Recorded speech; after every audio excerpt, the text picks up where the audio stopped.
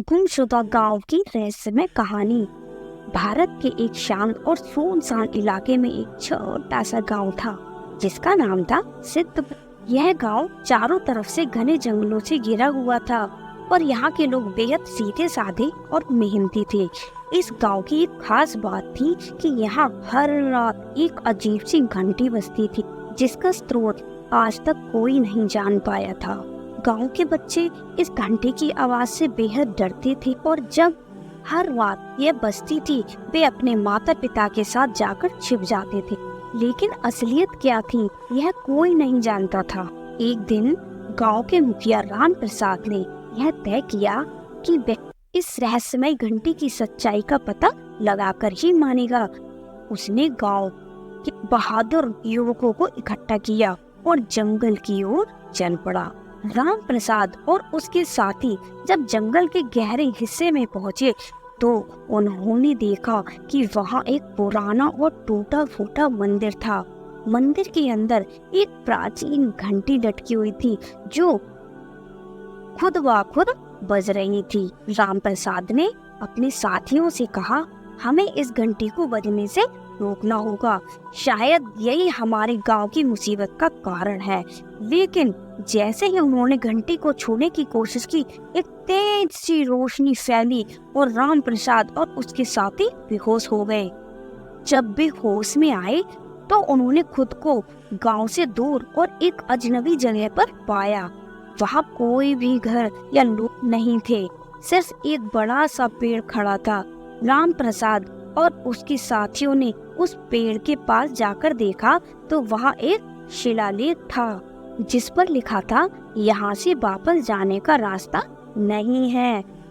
वे सब घबरा गए और लेकिन तभी उनमें से एक बूढ़ा आदमी दिखाई दिया।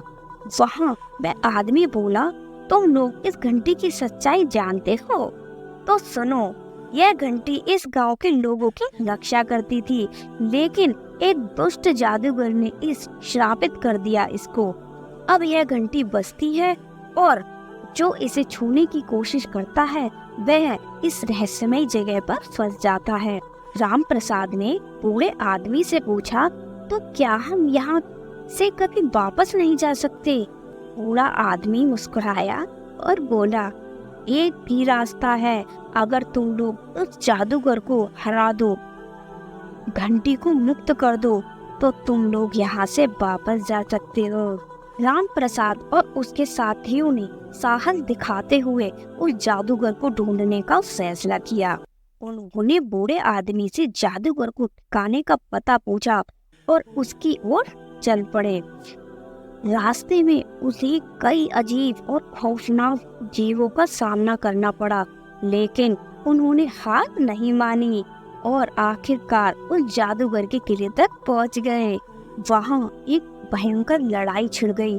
जादूगर ने अपनी सारी ताकत और जादू का इस्तेमाल किया, लेकिन राम प्रसाद और उसके साथियों ने अपनी साहस और एकता से उसे हरा दिया।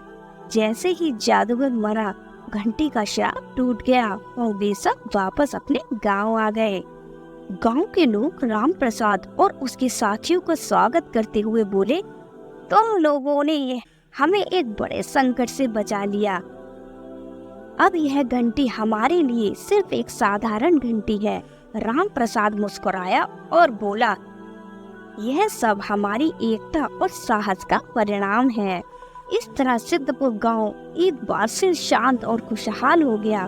गांव के लोग अब हर रात उस घंटी की आवाज सुनकर डरते नहीं थे, लेकिन उसे अपने साहस और एकता की निशानी मानते थे।